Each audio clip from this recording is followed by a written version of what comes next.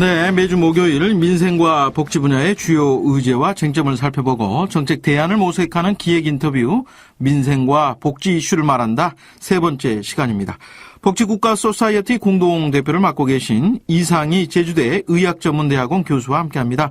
교수님 안녕하십니까? 네, 안녕하십니까? 네, 오늘 살펴볼 민생과 복지 이슈 어떤 겁니까? 양질의 보편적 보육입니다. 예, 보편적 보육이라고 하니까 우리나라 부모들이 느끼는 육아 부담 매우 크다고 봐야 되겠죠? 어떻습니까? 현대 사회에서 아이를 제대로 키우기 위해서는 많은 돈이 필요하고 예. 또 각종 육아 정보나 적절한 육아 관련 지식과 교양도 필요하다는 이런 사회적 인식이 형성되어 있습니다. 예. 그래서 이런 육아 부담 때문에 아이 낳기를 주저하는 것 같습니다. 예. 아이 낳기를 주저하는 사회. 어떻게 보면 한 사회가 장기적으로 존속하고 발전하기 위해서는 적정 수준의 출산율이 유지돼야 할 텐데요. 우리나라 출산율 실제로 어느 정도나 낮은 편입니까? 네, 합계 출산율이라는 지표가 있는데요. 여성 한 명이 평생 낳을 수 있는 평균 자녀 수를 말하는 것입니다. 네. 그런데 이것이 2.1이라야 현재 인구가 유지될 수 있거든요. 예. 2015년 현재 OECD 평균 합계 출산율이 1.7인데 우리나라는 1.24로 세계에서 최저 수준입니다. 네. 국가가 제공하는 보편적 보육이 출산율을 높이는 데는 도움이 좀 될 것 같은데 어떻게 보세요? 네, 우리나라의 출산율이 이렇게 낮은 데는 아이를 키우기 어려운 여러 요인들이 아주 복합적으로 작용을 하고 있습니다. 예. 가령 청년들의 고용과 소득이 불안정해서 결혼과 출산을 포기한다든지 비정규직 저임금 일자리나 긴 노동시간 때문에 또는 일과 가정의 양립이 어려워서 결혼과 출산을 미루거나 포기하는 것 등이 있는데요. 네. 이런 저출산 이유들 외에도 육아 부담 때문에 출산을 미루거나 포기하는 경우도 많습니다. 예. 이런 경우에는 국가의 보편적 보육을 통해서 육아 부담을 들어줌으로써 일정하게 출산율을 높일 수 있을 것이라고 생각합니다. 사실 교수님 앞서 말씀하셨지만은 아이를 키우는 일이 상당히 힘들지 않습니까? 또 어떤 순간에는 괴롭게 느낄 수도 있고요.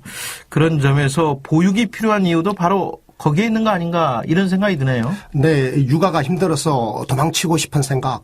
상당수의 부모들이 순간적으로 이런 경험을 하게 되는데요. 예. 이것은 오늘날의 육아가 과거 농경시대에 비해 더 힘들고 외롭고 비용도 많이 들기 때문입니다. 예. 농경시대에는 3대가 함께 살면서 그러니까 대가족을 이루고 살면서 육아는 가족 모두가 함께 담당했지 않습니까? 네.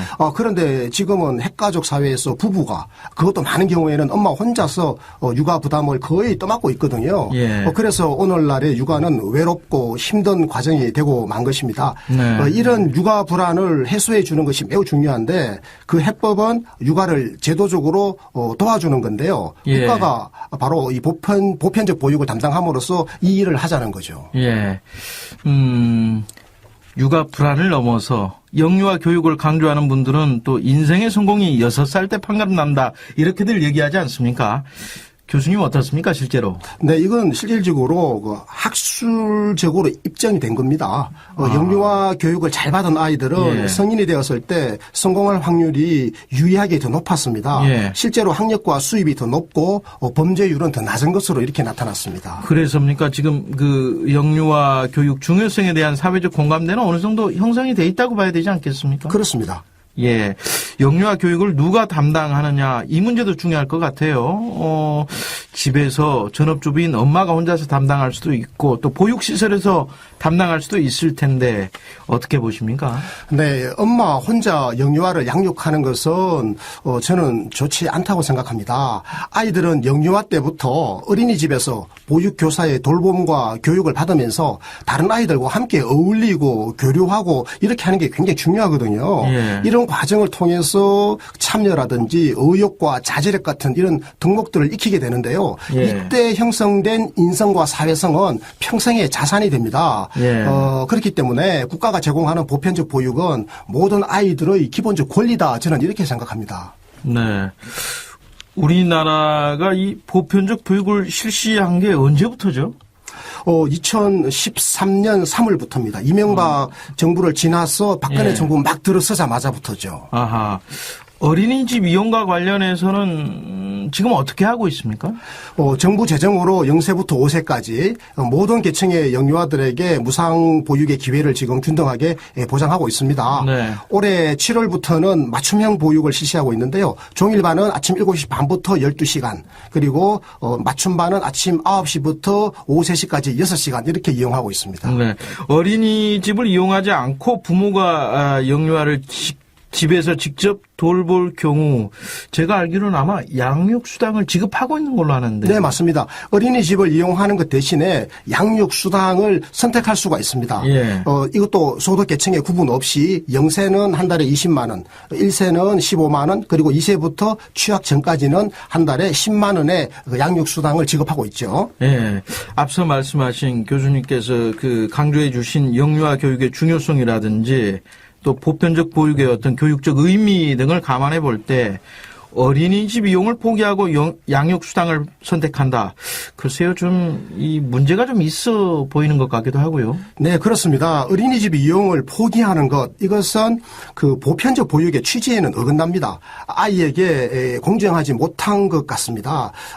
이것은 결국 영유아기 교육의 불평등으로 이어질 가능성이 큰데요. 네. 그렇기 때문에 육아와 교육을 엄마 혼자에게만 맡기지 말고 모든 아이는 우리 모두의 아이라는 관점에서 어린이집이 함께 담당해 주는 것이 저는 옳다고 생각합니다. 그러면은 어린이집을 통한 보편적 보육이 경제 성장에도 좀 유리하다 이렇게 봐야 될까요? 네, 어린이집을 통한 보편적 보육은 육아 부담을 덜어줌으로써 엄마들이 경력 단절 없이 일을 계속하거나 취업 준비 또는 자아 실현을 위한 사회적 활동을 할 수 있도록 해서 경제 성장에 기여를 하게 됩니다. 예.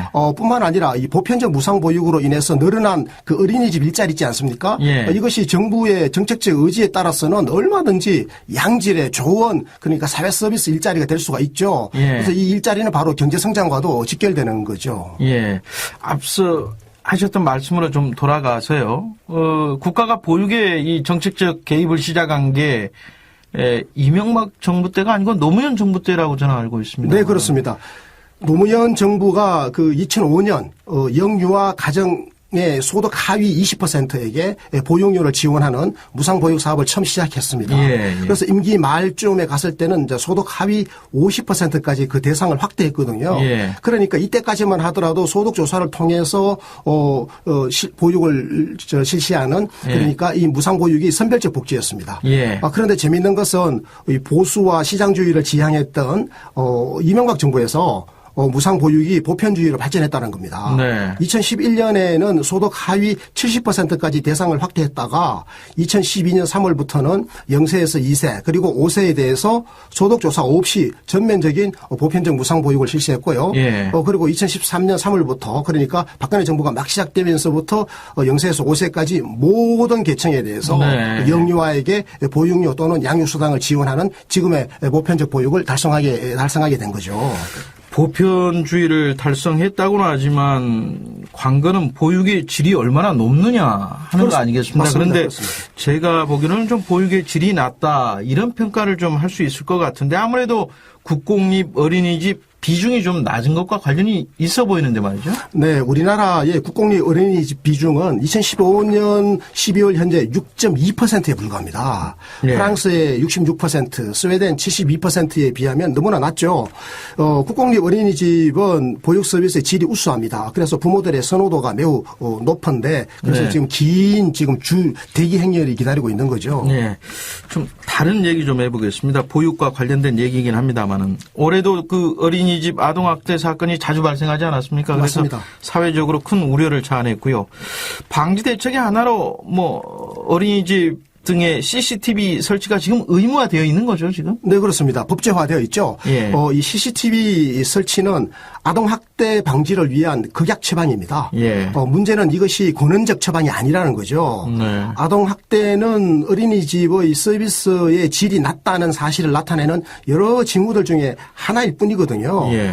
CCTV로 이것을 감시한다고 해서 문제가 해결되는 건 아닙니다. 그렇겠죠. 우리나라 어린이집의 그 서비스 질이 낮은 것은 그 보육교사의 처우 그리고 근무 환경이 너무 열악하기 때문이거든요. 네. 그래서 아동 대비 보육 교사의 수는 OECD 평균의 절반도 안 되고 임금도 거의 지금 최저임금에 가까울 정도로 그 정도로 낮습니다. 그러면은 앞으로 양질의 보편적 보육이 실현되려면 좀 보육시설의 공공성이 높아져야 할 것 같은데 어떻게 해야 된다고 보십니까? 네, 먼저 국공립 어린이집의 비중을 중장기적으로 한 30% 수준까지는 높여야 되거든요. 예. 그 서울시가 최근 수년간의 노력으로 국공립 어린이집 비중을 크게 높여가지고 예. 전국 평균의 3배까지 높여놨단 말이에요. 예. 그러니까 이게 얼마든지 가능하다라고 하는 것을 입증한 거죠. 예, 예. 이제 중앙정부가 저는 적극적으로 나서야 된다 이렇게 생각하고요. 예. 그리고 민간 어린이집도 질을 높이기 위해서 정부가 적극적으로 개입하고 지원해야 된다 이런 생각을 하고 있습니다. 앞서 그 아동 대비 그 보육교사 수가 OECD 평균의 절반도 되지 않는다. 임금도 최저임금에 가까울 만큼 낮다. 이런 말씀하셨잖아요. 맞습니다. 좀 영유아 교육의 중요성을 감안해 볼 때는 이런 보육교사의 좀 질적 수준도 높이고요. 또 자긍심과 사기를 높여주는 그런 여러 조치들도 좀 필요하지 않겠습니까? 맞습니다. 저는 그래서 장차 이 보육교사가 예. 지금의 그 초등학교 교사처럼 좋은 일자리가 될 수 있도록 정부가 더 많은 노력을 해야 한다고 생각하는데요. 예. 경제학적 평가를 보더라도 6세 이전의 교육이 훨씬 더 효과적입니다. 예. 게다가 보육교사는 여성 친화적인 양질의 일자리로 얼마든지 거듭날 수가 있거든요. 예. 결국에는 이제 정부의 과감한 재정 투자가 필요하다 이렇게 생각하고요. 예. 그리고 양질의 보편적 보육이라고 하는 것은 인적 자본과 사회적 자본을 확충하는 선제적인 사람에 대한 투자다. 저는 그렇게 생각합니다. 복지 전체적으로 봤을 때도 그렇습니다. 선제적 투자다. 이런 그렇습니다. 말씀이시군요. 경제 성장에 기여하는 거죠. 네. 민생과 복지 이슈를 말한다. 세 번째 시간으로 오늘은 양질의 보편적 보육에 대해서 살펴봤습니다. 이상희 제주대 의학전문대학원 교수와 함께했습니다. 교수님 오늘 말씀 고맙습니다. 네, 감사합니다.